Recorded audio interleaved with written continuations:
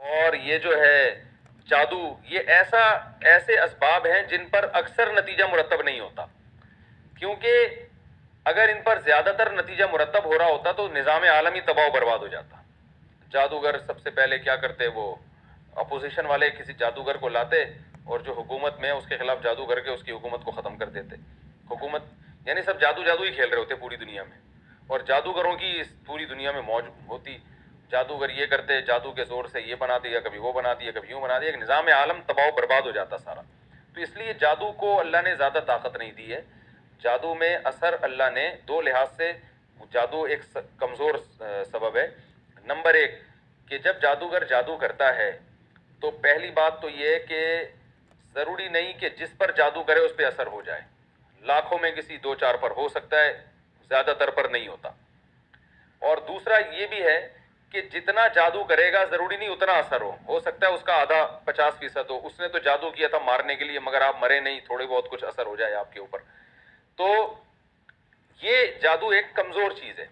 سوال پیدا ہوتا ہے اگر جادو کمزور چیز ہے تو رسول اللہ صلی اللہ علیہ وسلم جو سید الانبیاء تھے، اتنے طاقتور تھے، ان پر کیوں اثر ہو گیا؟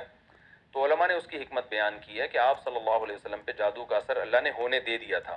اس لیے ہونے دے دیا تھا کہ یہودی آپ کو جادوگر کہتے تھے۔ اگر آپ پہ جادو کا اثر نہ ہوتا تو یہودی یہ پروپیگنڈا کرتے کہ دیکھو ہم تو پہلے ہی کہتے تھے یہ جادوگر ہیں، تو ہم نے ان پہ جادو کیا، اتنا طاقتور جادو، ان کو کچھ بھی نہیں ہوا، تو یہ اس کی علامت ہے کہ معاذ اللہ یہ جادو کا توڑ انہوں نے کر لیا ہے۔ تو اس لیے اللہ نے آپ پر ہونے دیا تاکہ لوگ آپ کو بشر سمجھیں، عام انسانوں کی طرح، اور لوگوں کو یقین ہو جائے کہ آپ جادوگر نہیں ہیں۔ تو یہ حکمت تھی۔ ورنہ اگر اس طرح سے یہودیوں کا جادو اثر کرنا شروع کر دیتا تو پھر یہودی نے ایک دفعہ تھوڑی، نبی پر ہمیشہ کوشش کی ہوگی بار بار، لیکن ایک ہی دفعہ اثر ہوا، وہ بھی بہت تھوڑا۔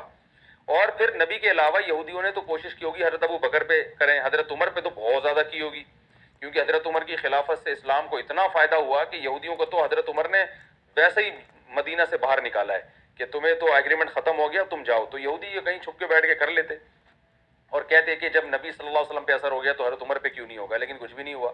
اور ہمیں کوئی نہیں ملتا کہ حضرت عمر نے کوئی توڑ کی کوشش کی ہو، کیونکہ صحابہ کرام ان چیزوں میں زیادہ نہیں وہ پڑھتے تھے۔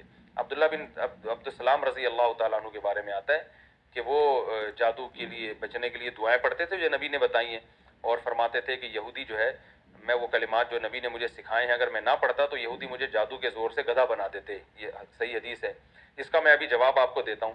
لیکن ایک عبداللہ بن سلام رضی اللہ تعالیٰ عنہ کے بارے میں ہے، باقی تو اور کسی کے بارے میں بھی نہیں ہے۔ تو بہت کم ملتا ہے ہمیں صحابہ میں کہ دو چار اور بھی ہیں، بعض صحابیات ہیں، لیکن عمومی طور پر ایسا ہوتا نہیں ہے۔ تو پہلا مسئلہ تو یہ ہے کہ یہ اتنی خطرناک چیز نہیں ہے جتنی لوگوں نے اس کو بنا لیا، تو لہٰذا ان سے جادوگروں سے زیادہ فری ہونے کی ضرورت نہیں ہے، نہ ان کو زیادہ۔ میں تو ساری دنیا کے جادوگروں سے بولتا ہوں آؤ یار ہمارے خلاف جادو کرو، انشاءاللہ کچھ بھی نہیں ہوگا۔ ایک جادوگر نے مجھے یہ تانا دیا کہ اس نے حصار کھینچے ہوئے اپنے گرد نا، اور یہ بڑا یہ صبح شام پڑھائیاں کی ہوئی ہیں۔ میں نے کہا بھائی ہم سے تو سنت تسبیحات پڑھ لیں بڑی بات ہے، جو ہے نا، ہم تو اللہ بس اسی کی توفیق دیتے، ہمیں تو یہ توڑ جادو کے حصار مسار کچھ بھی نہیں آتا۔ تو ایسا کچھ نہیں، آپ دیکھیں دو ایک دوسرے کتنا حسد کر رہے ہیں۔ تو اس لیے جادو سے بہت زیادہ ڈرنے کی ضرورت نہیں ہے۔ البتہ یہ ضرور ہے کہ اس سے قرآن سے اور احادیث سے اتنا پتہ چلتا ہے کہ جادو کی بہرحال ایک حقیقت ہے۔ اس کو بالکل ہی کالعدم قرار دے دینا کہ جادو کچھ ہوتا ہی نہیں ہے، جیسے بعض مادہ پرست لوگ کہتے ہیں کہ چونکہ سائنسدان اس کو نہیں مانتے تو لہذا یہ ہے ہی نہیں، تو یہ بھی غلط ہے۔ ہر چیز سائنس کے دسترس میں آنا ضروری نہیں ہے، تو ہوتا ہے لیکن اتنا نہیں جتنا لوگوں نے بنا لیا۔ تو ہوتا ہے اور اس سے پناہ مانگنے کا بھی ہمیں حکم دیا گیا، اور اس سے بچنے کے لیے جو نبی صلی اللہ علیہ وسلم نے دعائیں بتائی ہیں بس وہ کافی ہیں۔ جیسے حضرت عبداللہ بن سلام رضی اللہ تعالیٰ عنہ نے بتایا وہ کلمات جو نبی نے مجھے سکھائے ہیں میں وہ پڑھتا ہوں تو بچا ہوا ہوں۔ تو اسی طرح ہمیں قرآن نے سورہ فلق اور سورہ ناس سکھائی ہے، تو آپ سورہ فلق سورہ ناس رات کو اپنے اوپر دم کر کے سوئیں، تو اگر کوئی کرے گا بھی تو انشاءاللہ کوئی اثر آپ پر نہیں ہوگا۔ ایک بات تو یہ ہو گئی۔ دوسری بات یہ کہ جادو سے کیا حقیقت اور ماہیت بھی چینج ہو جاتی ہے کسی چیز کی؟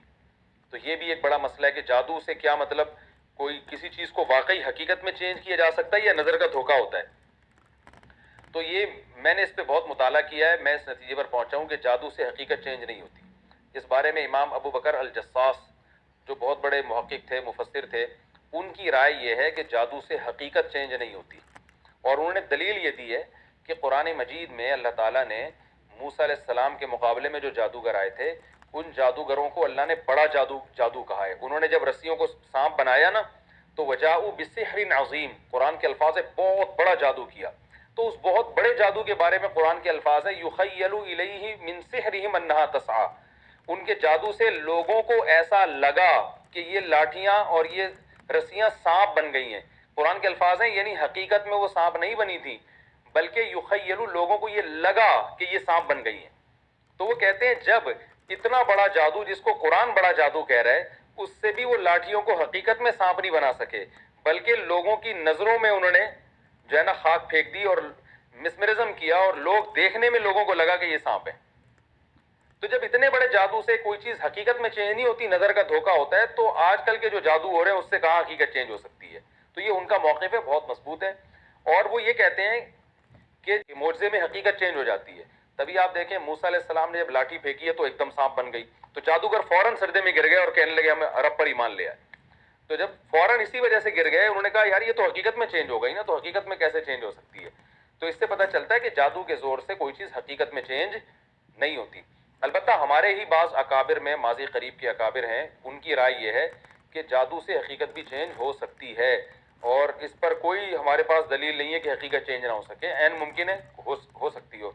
اور اس کی دلیل میں عبداللہ بن سلام رضی اللہ تعالیٰ عنہ کا قول پیش کیا جاتا ہے کہ وہ یہ کہتے تھے کہ یہودی جادو کے ذریعے مجھے گدھا بنا دیتے. تو جب انسان کے لیے گدھا بننا ممکن ہے جادو کے زور سے تو باقی چیزیں بھی بن سکتی ہیں. اور لیکن یہ بات اس لیے درست معلوم نہیں ہوتی کہ عبداللہ بن سلام کے قول میں تعویل کرنا یہ زیادہ ہمارے لیے آسان ہے اور جادوگروں کو یہ اختیار دے دینا کہ وہ حقیقت چینج کر سکتے ہیں، اس پہ جو اشکالات لازم آتے ہیں وہ زیادہ مشکل ہیں. کیونکہ امام ابو بکر جساس نے یہ اشکال کیا ہے کہ جادوگروں کی جو اپنی حالت ہوتی ہے نا، یہ سارے غریب ہوتے ہیں، لوگوں کے چندے پہ پل رہے ہوتے ہیں.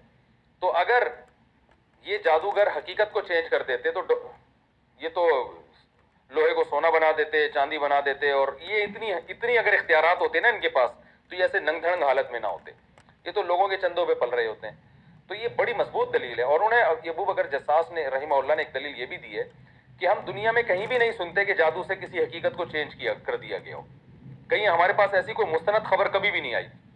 تو اس کا جواب ہمارے بعض اکابر نے یہ دیا ہے کہ بھائی ہو سکتا ہے دنیا میں بہت سی جگہوں پر ہوا ہو، اطلاع نہ ملی ہو ہم نے پوری دنیا دیکھی تو نہیں ہے. تو یہ آج سے 100 سال پہلے کہنا تو آسان تھا، لیکن اب جو الیکٹرانک میڈیا کا دور ہے، پوری دنیا گلوبل ولیج کی طرف